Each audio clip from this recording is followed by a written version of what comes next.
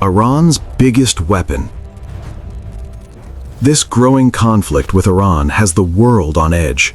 And do you know what Iran's most powerful advantage is? No, it's not a nuclear bomb.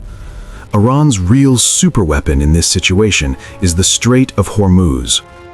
Look at Iran's position on the map. Right beside it lies a thin stretch of water, small at first glance, but in reality one of the most important choke points on Earth. Decades ago, it looked like just another narrow sea channel. Today, that same channel keeps the global economy alive. Why? Because this tiny passage is the main highway for the world's oil and gas shipments. Surrounding it are nations that sit on some of the largest oil reserves on the planet: Kuwait, Iraq, Bahrain, Qatar, the UAE, and of course, Saudi Arabia, home to the world's biggest energy company. Every day, tankers carrying over 20 million barrels of oil squeeze through this corridor. Every year, trillions of dollars worth of energy moves across this route, powering cars, planes, ships, factories, basically the entire global economy. But there's a problem. Right in the middle of this crucial route lies an extremely narrow bottleneck. Every vessel must pass through it, and it's only around 40 kilometers wide. And for nearly 4 decades, control of this strategic point has rested in the hands of one authority: Iran's supreme leader. This is the same route that delivers fuel to your car, your bus, your city's power supply. Iran has always understood this leverage. That's why even before the conflict escalated, Tehran repeatedly warned the United States, if we are attacked, this route will be shut down. But America didn't back off. Soon, the US and Israel launched a massive operation against Iran.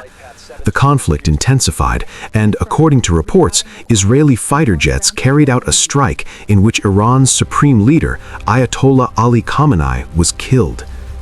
With its top leader gone, Iran responded with full force, launching missiles toward Israeli cities and targeting US military bases.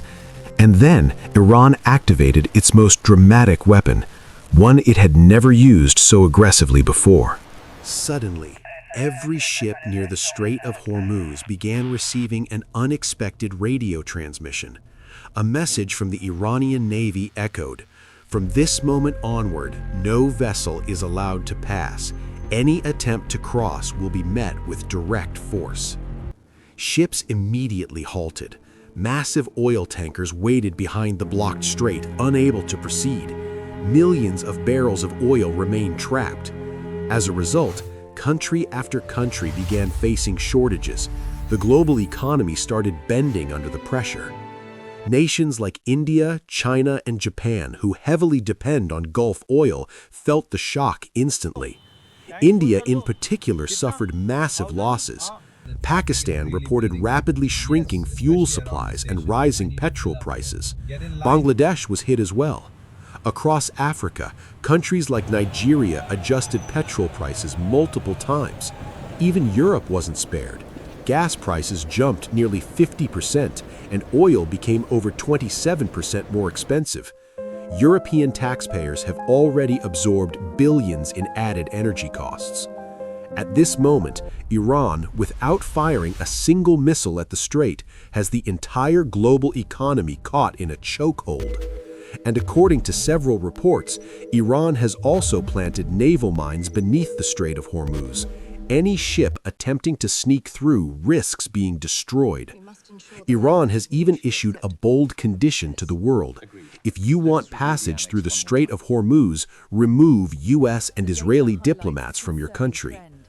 But this isn't the first time oil has been used as a political weapon. Half a century ago, another Muslim leader did something similar and shook the global economy. That leader was King Faisal of Saudi Arabia, who once used oil to pressure the US and Israel during their conflict with Muslim nations.